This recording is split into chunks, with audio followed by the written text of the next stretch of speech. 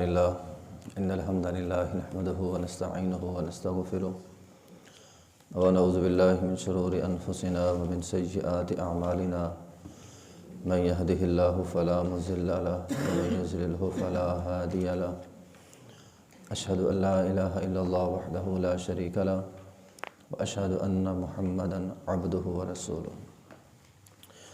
یہ صفحہ نمبر ہے 79 اور آیت نمبر ہے 127۔ اعوذ باللہ من الشیطان الرجیم، بسم اللہ الرحمن الرحیم۔ وَإِذْ يَرْفَعُ إِبْرَاهِيمُ الْقَوَاعِدَ من البيت وإسماعيل ربنا تقبل منا إنك أنت السميع العليم۔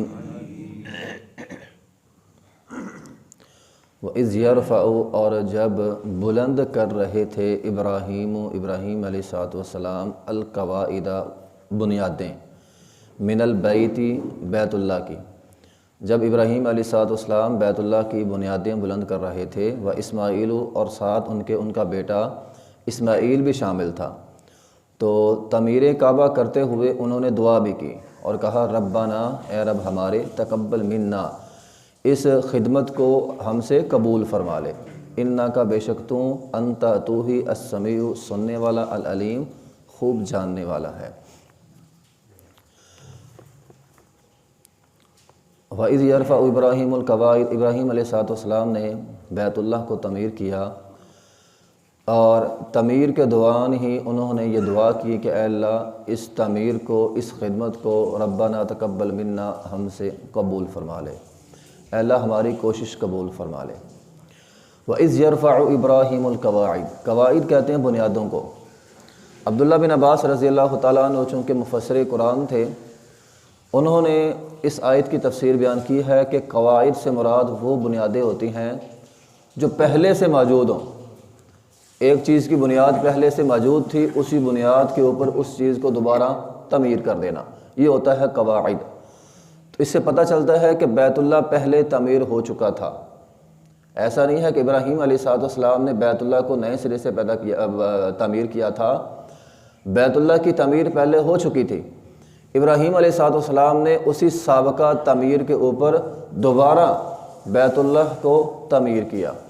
اور سورہ حج کے اندر بھی اس کا اشارہ جو ہے وہ ملتا ہے کہ اللہ رب العزت نے فرمایا وَإِذْ بَوَّأْنَا لِإِبْرَاهِيمَ مَكَانَ الْبَيْتِ، کہ ہم نے ابراہیم علیہ السلام کو بیت اللہ کی رہنمائی کی، اس جگہ کی رہنمائی کی جہاں بیت اللہ تعمیر ہونا تھا۔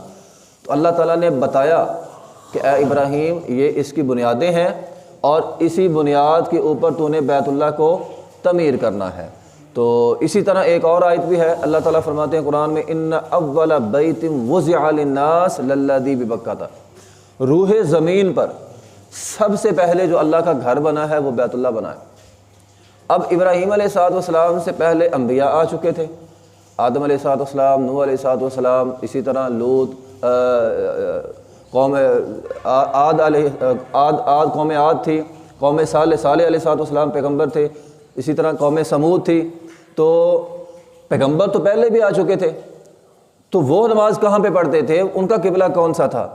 تو اس سے پتہ یہ چلتا ہے کہ جو بیت اللہ ہے وہ ابراہیم علیہ السلام سے پہلے آدم علیہ السلام نے تعمیر کیا تھا، بلکہ بعض مفسرین نے تو یہ بھی لکھا ہے کہ فرشتوں نے تعمیر کیا تھا۔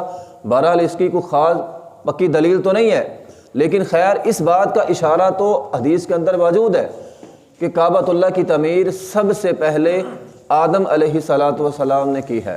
مثال کے طور پر ایک حدیث میں آیا ہے، ابو ذر رضی اللہ تعالیٰ فرماتے ہیں نبی علیہ السلام سے سوال کیا گیا اللہ کے رسول ایو مسجد وضع فی الارض اولا، سب سے پہلی زمین کے اوپر سب سے پہلی مسجد کون سی ہے؟ اے اللہ کے رسول پہلے یہ بتلائیں۔ نبی علیہ السلام نے فرمایا المسجد الحرام، دنیا میں سب سے پہلی مسجد، اس زمین کے اوپر سب سے پہلی مسجد اللہ کی وہ مسجد حرام ہے۔ اور پھر پوچھا گیا اللہ کے ثم ایو، اس کے بعد کون سی؟ فرمایا المسجد الاقصی، پھر مسجد اقصی بنی ہے۔ پہلی مسجد حرام بیت اللہ ہے، دوسری مسجد اقصی ہے۔ پھر سوال کیا گیا قلت کم کان بینہما، اے اللہ کے رسول ان کے درمیان فرق کتنا ہے، کتنی دیر کے بعد مسجد اقصی بنی؟ نبی علیہ الصلوۃ والسلام نے فرمایا 40 سنۃ، 40 سال کے بعد۔ تو آدم علیہ الصلوۃ والسلام نے سب سے پہلے بیت اللہ کو تعمیر کیا، پھر وہ ملک شام گئے، فلسطین کے علاقے میں گئے، اور 40 سال کے عرصے کے بعد انہوں نے وہاں پہ جا کر کیا کیا؟ مسجد اقصی کو تعمیر کیا۔ تو سب سے پہلی مسجد بیت اللہ ہے جس کو آدم علیہ الصلوۃ والسلام نے تعمیر کیا۔ آدم علیہ الصلوۃ والسلام کی تعمیر کے بعد تعمیر ثانی کی ہے ابراہیم علیہ الصلوۃ والسلام نے۔ انہی بنیادوں کے اوپر کہا جاتا ہے کہ جب طوفان نوح آیا تھا نا، تو اس طوفان کے اندر بیت اللہ کی جو عمارت تھی اس کو بھی نقصان پہنچا تھا، تو آہستہ آہستہ وہ عمارت جو ہے وہ ختم ہو گئی، بنیادیں موجود تھی، عمارت ختم ہو گئی اوپر سے۔ تو ابراہیم علیہ الصلوۃ والسلام کو اللہ تعالیٰ نے بتلایا یہاں پہ میرا گھر ہے، تو پھر اس گھر کو ابراہیم علیہ الصلوۃ والسلام نے تعمیر کیا۔ ابراہیم علیہ الصلوۃ والسلام کے بعد ویسے تو کعبۃ اللہ کی اگر ہم تعمیر کی تاریخ پڑھیں تو بہت سے مواقع پہ بیت اللہ کی تعمیر ہوئی ہے۔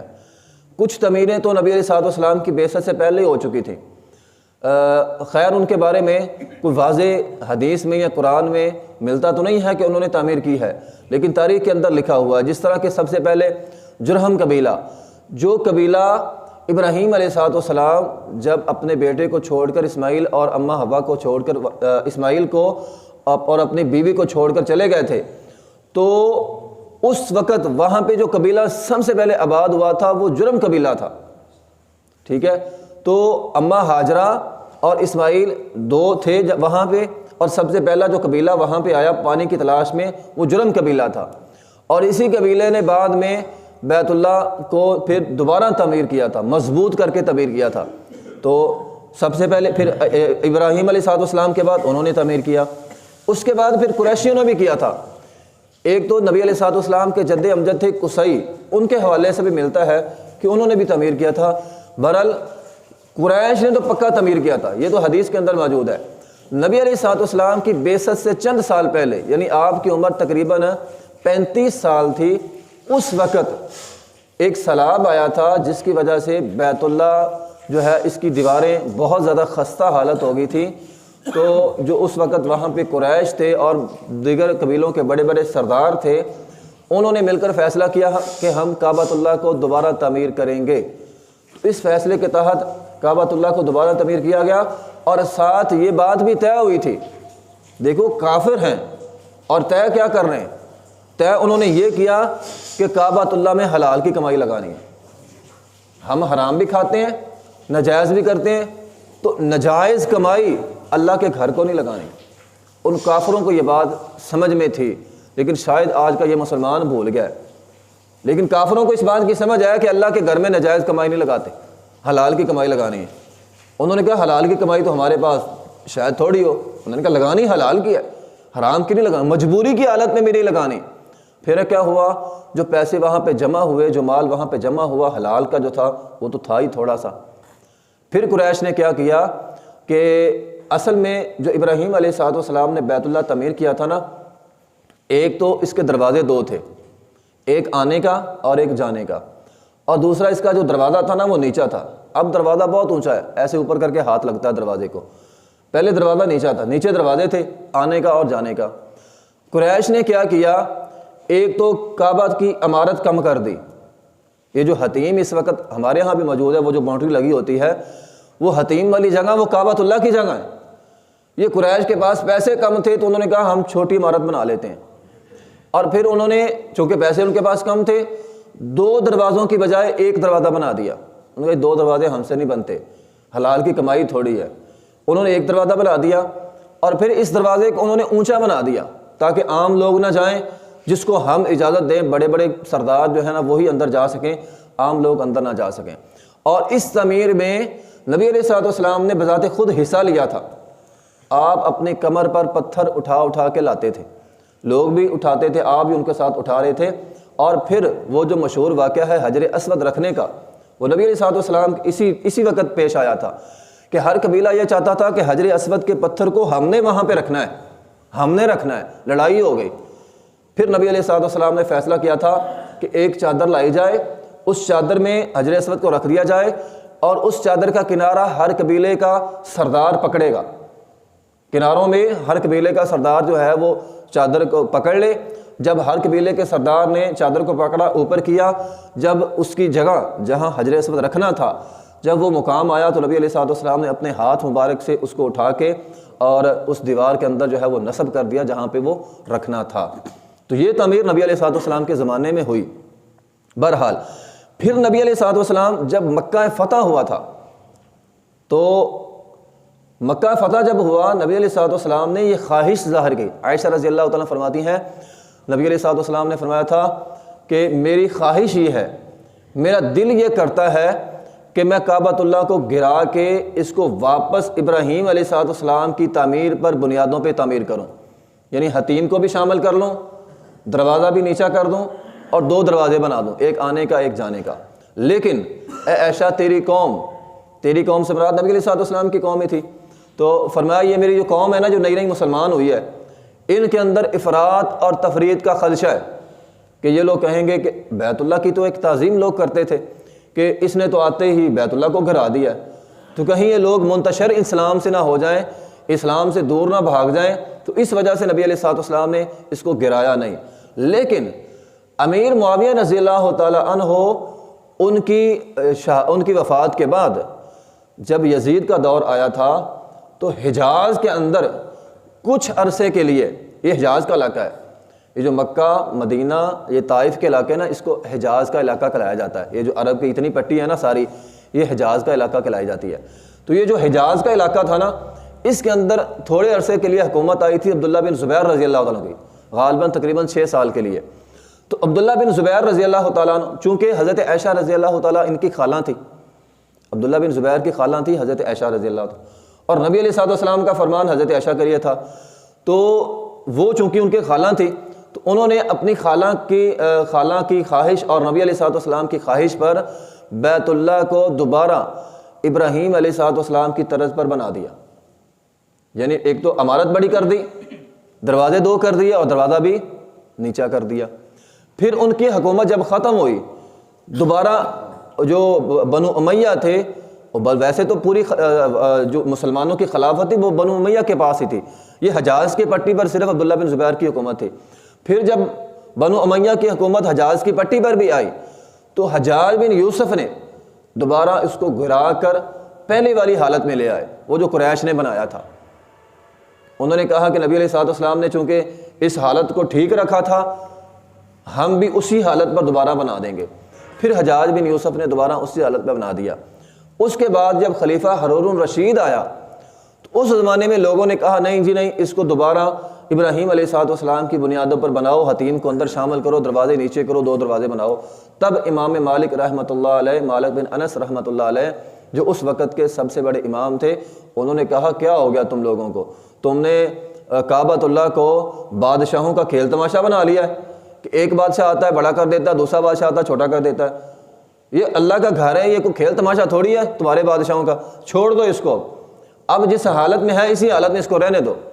پھر امام مالک رحمۃ اللہ علیہ نے گرانے نہیں دیا تھا۔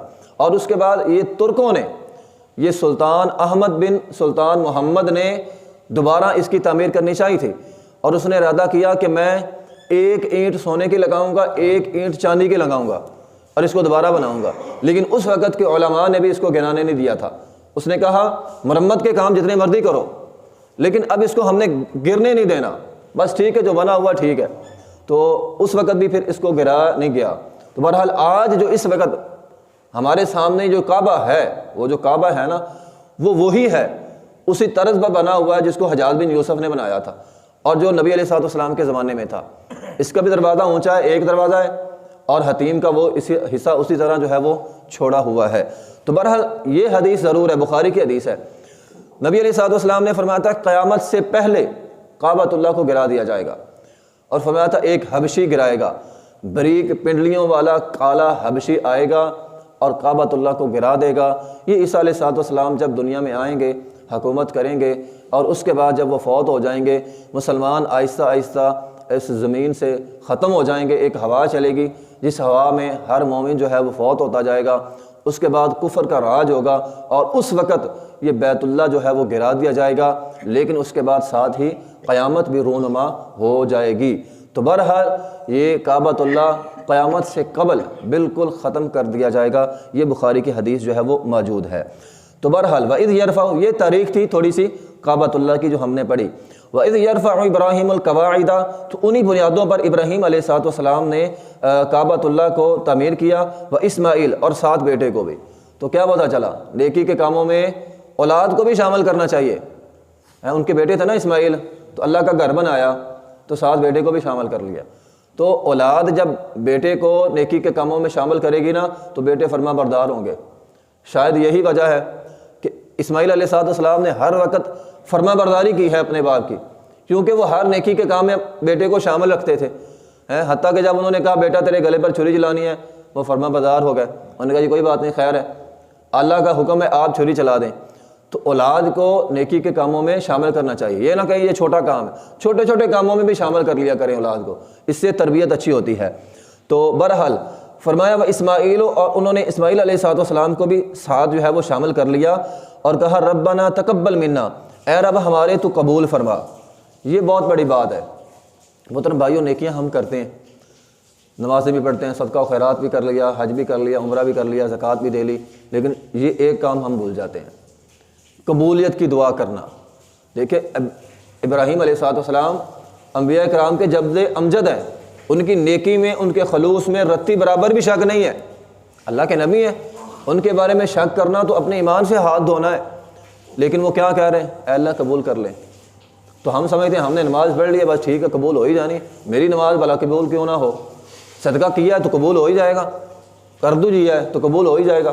تو کوئی بھی نیکی آپ کرتے ہیں، صدقہ و خیرات کرتے ہیں، تعمیرات مسجد میں آپ حصہ لیتے ہیں، نماز پڑھتے ہیں، کوئی بھی نیکی کا کام کرتے ہیں، ربنا تقبل منا، یہ جملہ بول لیا کریں، اے اللہ میں نے یہ نیکی کی ہے، اس کو قبول بھی کر لے۔ تو اللہ کے ہاں تو اجر تو ہمیں اسی نیکی کا ملنا ہے جو قبول ہوگی۔ ایک آپ عمل کرتے رہیں، عمل کرتے کرتے ماتھے پہ نشان پڑ جائیں گے، کل قیامت کے دن ایسے لوگ بھی آئیں گے، لیکن اجر کوئی نہیں ہوگا، کیوں؟ قبولیت نہیں ہوئی۔ تو قبولیت کی دعا کیا کریں، جب بھی کوئی نیکی کا کام کریں، ربنا تقبل منا، اے اللہ میں نے نیکی کا کام کیا، اس کو قبول کر لے۔ تو یہ دعا جو ہے وہ اپنی زندگی کا حصہ بنا لیں، اپنی زندگی کا حصہ بنا لیں۔ ابراہیم علیہ السلام نے دعا کی، ربنا تقبل منا، اے اللہ اس کو ہماری طرف سے قبول کر لے، انک انت السمیع العلیم، اے اللہ تو سننے والا اور جاننے والا ہے۔ وآخر دعوانا